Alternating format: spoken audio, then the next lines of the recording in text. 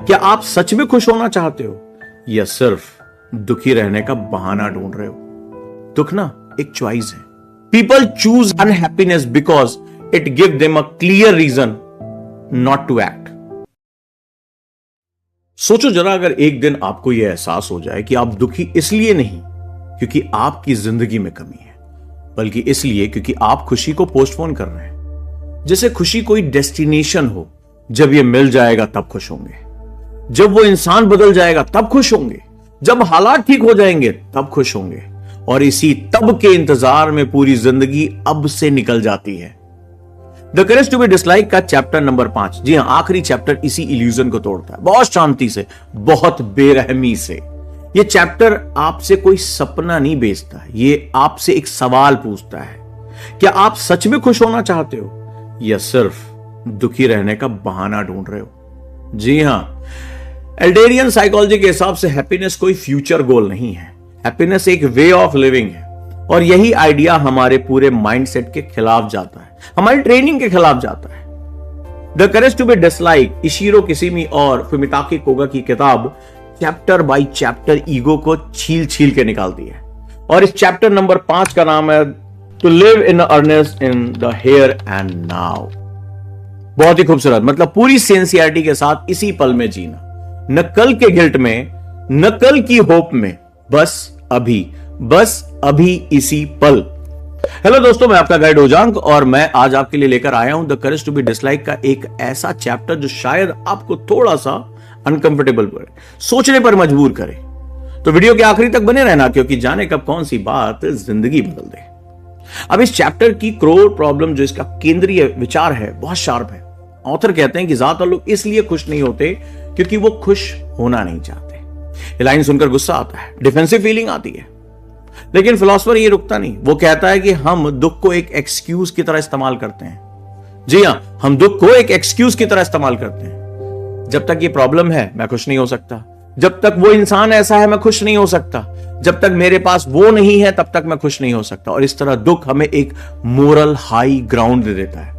हम कह पाते हैं मेरी हालत देखो, मैं कैसे खुश रह सकता हूं। एल्डेरियन साइकोलॉजी इसे साफ साफ कहती है, दुख ना एक चॉइस है। हार्ड सुनाई देता है, लेकिन ऑथर क्लैरिफाई करता है, चॉइस का मतलब ब्लेम नहीं है, चॉइस का मतलब है आप एटीट्यूड चुनते हो। और इस 5वें चैप्टर में एजुकेशन की कॉन्सेप्ट को बिल्कुल नए तरीके से रखा गया है। एजुकेशन या टीचिंग नहीं है, एजुकेशन है इंकरेजमेंट। एजुकेशन यहां इंकरेजमेंट के रूप में इस्तेमाल किया गया है। इंकरेजमेंट का मतलब मोटिवेशन नहीं, इंकरेजमेंट का मतलब है किसी इंसान को यह महसूस कराना कि वो कैपेबल है, वो सक्षम है, न ऊपर से न नीचे से, बराबरी से। और यहीं से हैप्पीनेस की एंट्री होती है। ऑथर कहते हैं जब इंसान को यह फील होता है कि मैं कंट्रीब्यूट कर सकता हूं, वहीं से हैप्पीनेस शुरू होती है। खुशी प्रेज से नहीं आती, खुशी अचीवमेंट से भी नहीं आती, खुशी आती है यूजफुलनेस से, उसके एहसास से।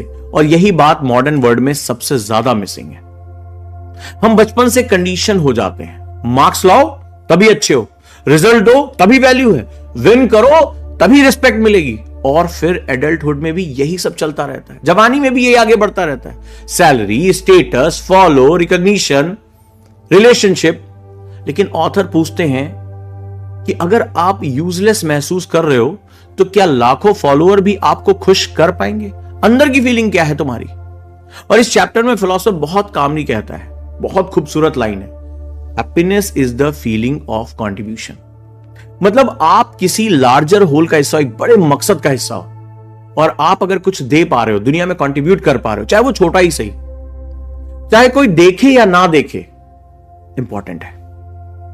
स्टूडेंट की जिंदगी को मैं देखो, जो बच्चा सिर्फ रैंक के लिए पढ़ता है वो कभी सेटिस्फाइड नहीं होता, क्योंकि कोई ना कोई कभी ना कभी उससे आगे निकल जाएगा। लेकिन जो बच्चा सीखने के लिए पढ़ता है वो प्रोसेस में मीनिंग ढूंढ लेता है, वो समझता है कि इसका मतलब क्या है। जॉब में देखो, जो इंसान सिर्फ प्रमोशन के लिए काम करता है, मुझे प्रमोशन चाहिए, वो हर दिन परेशान रहता है, एंसियस रहता है। लेकिन जो इंसान अपने काम में कंट्रीब्यूशन देख लेता है, वो टायर्ड तो हो सकता है लेकिन एम्प्टी नहीं हो सकता, उसको अपना मकसद पता है।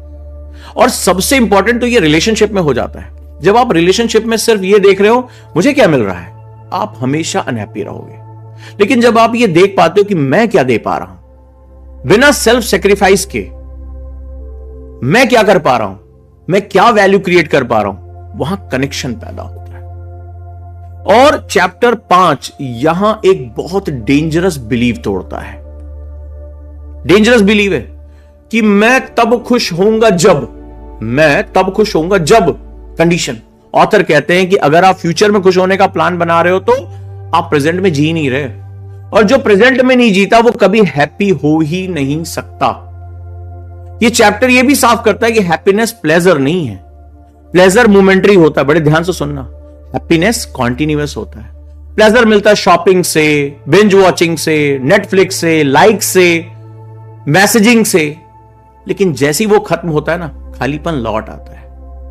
हैप्पीनेस टिकता है क्योंकि वो आपके वे ऑफ लिविंग से आता है, आप कैसे जीते हो।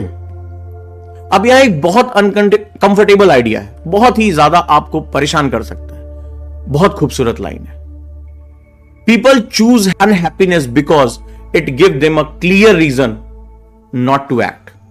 मतलब जब आप दुखी होते हो तो आपको कुछ बदलने की जरूरत नहीं, बड़ा आपको कंफर्ट जोन में लेके चला जाता। आप कह सकते हो कि मैं हेल्पलेस हूं, मैं क्या कर सकता हूं। लेकिन ऑथर कहता है कि खुश होना करेज मांगता है, खुश होना करेज मांगता है, क्योंकि खुश इंसान रिस्पॉन्सिबल होता है, वो जिम्मेदारी लेता है। हैप्पी इंसान ब्लेम नहीं करता, हैप्पी इंसान विक्टिम नहीं बनता। हैप्पी इंसान कहता है ये मेरी जिंदगी है, ये मेरा कंट्रोल है। अब यहीं से शुरू होता है एक डरावना सच। इस चैप्टर में पेरेंटिंग और एजुकेशन पर भी बहुत डीप बात कही गई है। ऑथर कहते हैं कि चाइल्ड को प्रेज करना भी मैनिपुलेशन हो सकता है, मतलब बच्चे की तारीफ करना भी एक मैनिपुलेशन हो सकता है, और स्कोल्ड करना भी, उसको डांटना भी। तो कहते हैं सॉल्यूशन क्या है? कहते हैं सॉल्यूशन इंकरेजमेंट है। जब आप बच्चे को कहते हो कि तू जीत गया इसलिए अच्छा है, तू जीत गया इसलिए अच्छा है, तो आप उसे कंडीशन कर रहे हो, आप उसको बता रहे हो कि तुम्हारे अच्छे होने के पीछे ये जीत है। जब आप कहते हो कि तू कोशिश कर रहा है, ये इनफ है, आप उसे कैपेबल बना रहे हो। इंकरेजमेंट का मतलब है आप इंसान को सुपीरियर या इंफीरियर नहीं बनाते, आप उसे इक्वल बनाते हो, और इक्वलिटी हैप्पीनेस की फाउंडेशन है। अब एक और हार्ड ट्रुथ, ऑथर कहते हैं कि अगर आप कम्युनिटी फीलिंग डेवलप कर लेते हो, अगर आप कंट्रीब्यूशन में मीनिंग ढूंढ लेते हो, तो आपको लाइफ का पर्पस ढूंढने की जरूरत नहीं है, क्योंकि पर्पस कोई हिडन ट्रेजर नहीं है, कोई छुपा हुआ खजाना नहीं है। पर्पस रोज के एक्शन से पैदा होता है। ये चैप्टर एग्जिस्टेंशियल क्राइसिस को भी क्वाइटली डिसॉल्व कर देता है, और वो क्राइसिस है मैं क्यों हूं, पर्पस के, मैं क्यों हूं, इस दुनिया में क्यों हूं। ऑथर कहते हैं कि जब ये सवाल आता है आप डिस्कनेक्टेड हो, ये सवाल तभी पैदा होता है जब आप डिस्कनेक्टेड हो। कनेक्शन आते ही सवाल डिसॉल्व हो जाता है। अब ये रियल लाइफ में कैसे दिखता है, हम इसको कैसे समझ सकते हैं? जब आप सुबह उठकर ये नहीं सोचते कि आज क्या मिलेगा, बल्कि ये सोचते हो कि आज मैं दुनिया, इस समाज को क्या दे सकता हूं। जब आप ये नहीं गिनते कि कितने लोगों ने आपको अप्रिशिएट किया, बल्कि ये महसूस करते हो कि आपने ईमानदारी से कंट्रीब्यूट किया। बड़ी खूबसूरत बात है जब आप ये एक्सेप्ट कर लेते हो कि आपकी जिंदगी ऑर्डिनरी है। ध्यान से सुनना, जब आप ये एक्सेप्ट कर लेते हो कि आपकी जिंदगी सामान्य है, आप सेंटर नहीं हो, और उसी ऑर्डिनरीनेस में मीनिंग है, इसी में ही एक चीज छुपी हुई है, ईगो का बोझ नहीं है। ये चैप्टर एक्स्ट्राऑर्डिनरी बनने की फैंटेसी को खत्म कर देता है और ऑर्डिनरी होने की फीलिंग को करेज देता है। मानता हूं इमोशनली ये बहुत अनसेटलिंग है, मुश्किल है, क्योंकि हमारी ट्रेनिंग ऐसी नहीं हुई है। क्योंकि ईगो कहता है मैं एवरेज हो ही नहीं सकता। हाँ, मैं कैसे, मुझे तो सिखाया गया यू शुड बी टॉपर, फलाना ढिकाना। ऑथर कहते हैं एवरेज होना फेलियर नहीं है, एवरेज होना इंसान होना है, ह्यूमन होना है। और इस चैप्टर का सबसे हैवी मोमेंट आता है, और मेरी सबसे फेवरेट लाइन आती है जब फिलोसोफर कहता है, बड़ी खूबसूरत लाइन है, live as if this moment is the only one, live as if this moment is the only one. बहुत खूबसूरत लाइन है। मतलब ना रिहर्सल, ना ट्रायल वर्जन, ना वेटिंग रूम, कुछ दोबारा नहीं आना है। यही जिंदगी है, इस पल में जिंदगी है। कल बेहतर बनोगे, ये इल्यूजन है। कल सुधर जाओगे, एस्केप है। कल सुबह जल्दी उठ के पढ़ाई करोगे, ये एस्केप है। सिर्फ अभी है, जो है सो अभी है। अब एक साइलेंट सेल्फ रिकॉग्निशन मूवमेंट की बात करते हैं। सोचो आप अपनी खुशी किस कंडीशन पर रखे बैठे हो, किस जब पर, कि जब होगा, जब पैसा आएगा, जब वो इंसान समझ जाएगा, जब फियर चला जाएगा। ऑथर कहता है फियर कभी पूरी तरह से नहीं जाता, लेकिन करेज का मतलब फियर के बिना जीना नहीं है। करेज का मतलब है फियर के साथ एक्ट करना, काम करते रहना। हैप्पीनेस भी ऐसा ही है, कोई गारंटी नहीं, कोई सेफ्टी नेट नहीं, बस डिसीजन की आप कंट्रीब्यूशन में मीनिंग ढूंढोगे, डिसीजन की आप प्रेजेंट में जियोगे, डिसीजन की आप दुख को एक्सक्यूज नहीं बनाओगे। तो आज चलो कमेंट में लिखो आप खुशी को किस जब पर टाल रहे हो। और अब यही रुक जाओ, मैं किसी समरी की बात नहीं कर रहा हूं, कोई मोटिवेशन की बात नहीं कर रहा हूं, बस एक आखिरी सवाल जो आपके साथ छोड़े जा रहा हूं कि अगर खुशी फ्यूचर में नहीं है, अगर खुशी फ्यूचर में नहीं है, तो क्या आप आज जीने का साहस रखते हो? कमेंट में जरूर बताना। और ये वीडियो कैसी लगी ये भी जरूर बताना, चैनल को सब्सक्राइब करना, और किस बुक पर अगली सीरीज चाहते हो ये भी मुझे कमेंट में जरूर बताना। दोस्तों मिलता हूं अगली किसी किताब के साथ, उसकी बुक्स समरी के साथ, जिंदगी को रास्ता दिखाने के लिए। धन्यवाद।